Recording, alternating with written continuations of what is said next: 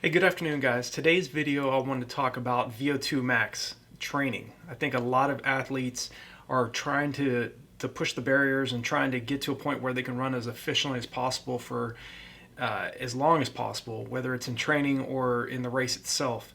And Vo2 Max is not the be all end all for athletic performance. There's some of the world's top distance runners, especially in the marathon distance, didn't really have very high Vo2 max percentages. The athletes that, and then there were athletes that had very, very high Vo2 max percentages, like Steve Prefontaine and Frank Shorter, other athletes of that caliber. Eliud Kipchoge has a very, very high Vo2 max as well. What Vo2 max is basically how efficient your body can be at its most aggressive pace. Like it's basically it's your highest oxygen consumption at maximum velocity. It's basically your body's ability to clear lactic acid. The only issue with Vo2 Max is it's basically the point where your body just completely shuts down. It's the maximum amount of oxygen uptake that your body can produce. And there are Vo2 Max tests that athletes can subject themselves to. Here is a picture of me having a Vo2 Max test done at the USA Olympic Training Center in Colorado Springs. And the guy that tested me is one of the world's most world-renowned exercise physiologists. And that particular test was Randy Wilbur is the guy's name. If you want to look him up, phenomenal exercise physiologist. But basically what they do in terms of your Vo2 max to determine what your Vo2 max is they run you to exhaustion on a treadmill, and you have a mask on, which basically shows how much oxygen your body's using at different intensities. And what they do is basically every 3 minutes they prick your fingers to find out what they take a little bit of your blood to determine what your blood lactate levels is at particular intensities, and they basically just run you to exhaustion. But every 3 minutes they increase the intensity of the pace.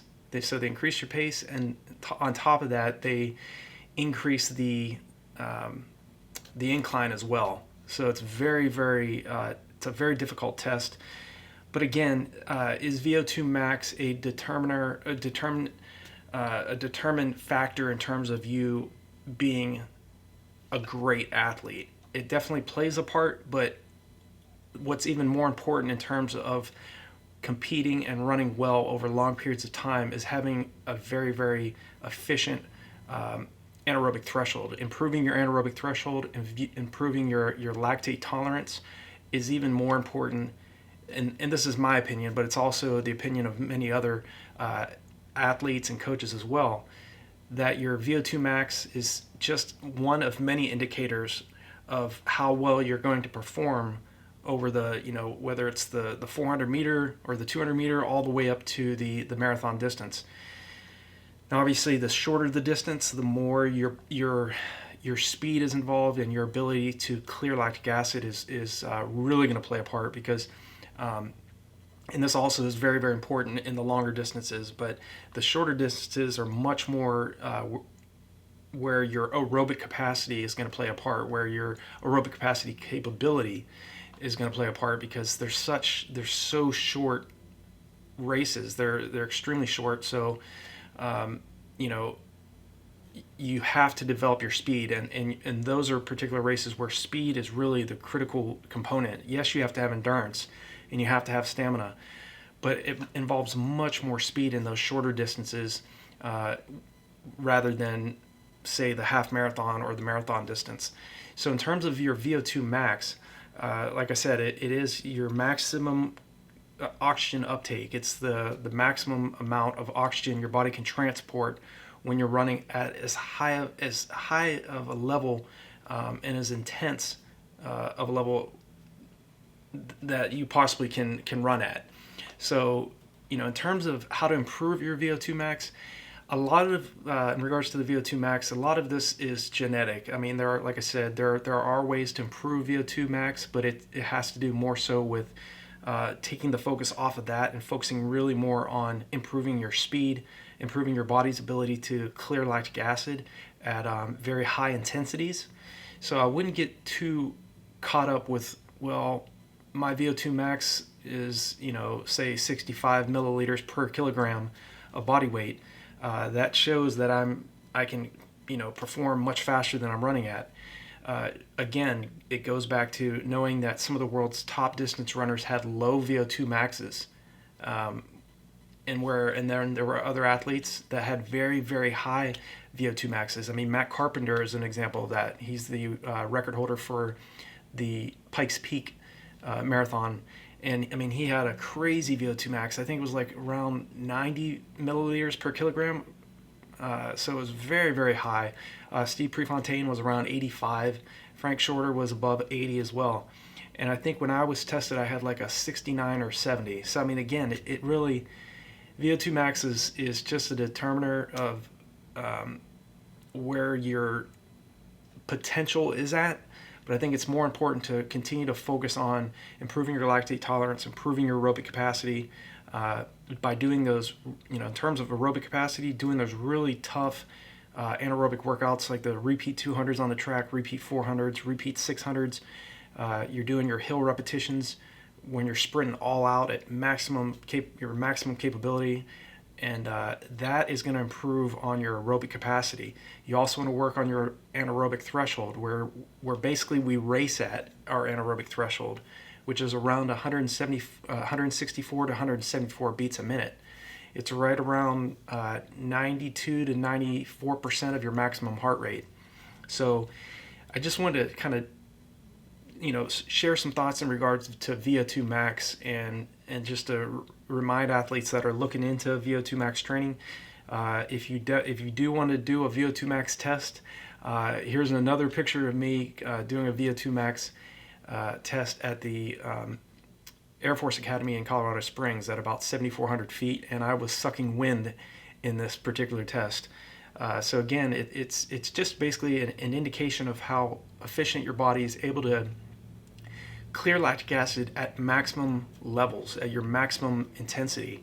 And there is a breaking point where, these tests are extremely difficult, very aggressive tests that basically run you to exhaustion. So when you're preparing for a Vo2 Max test, definitely make sure that you're rested at least about 3 days prior to going into a Vo2 Max, because it's a maximum effort. They'll run you to the point where you can't run anymore. So if you're brand new to the channel, my name is Nate Pennington. I am a 28-year veteran of middle to long distance running. I'm a 219 marathoner and the founder of RunDreamAchieve.com. If you haven't yet subscribed to the channel, click on the subscribe button and the bell icon, so when I make new videos, you'll be notified of it. And let me know in the comments section if you've ever taken a Vo2 Max test, or if you have any more specific questions that I haven't covered in this video.